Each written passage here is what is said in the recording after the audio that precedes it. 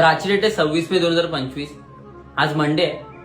सर्वांचा universal chest day असतो, पण माझ्यासाठी ना तो माझा युनिव्हर्सल लेग डे होता.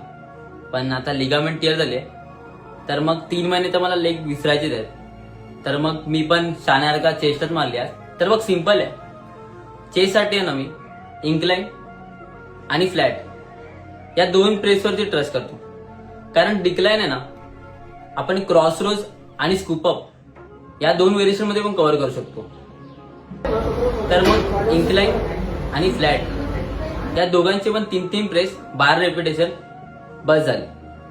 आणि त्यानंतर मग बटरफ्लायवर जर तुला अजून इफेक्टिव्हली ट्रेन करायचं तर मग बटरफ्लायवर 3 सेट घे आणि त्याच्यानंतर एक लास्ट ड्रॉप सेट घे, ज्याने तुला खूप जास्त पंप वाटेल आणि तो खूप इफेक्टिव्ह आहे. आणि त्यानंतर क्रॉस रोज आणि स्कूप अप हे दोन व्हेरिएशन तुझ्याचे शेवटचे असते.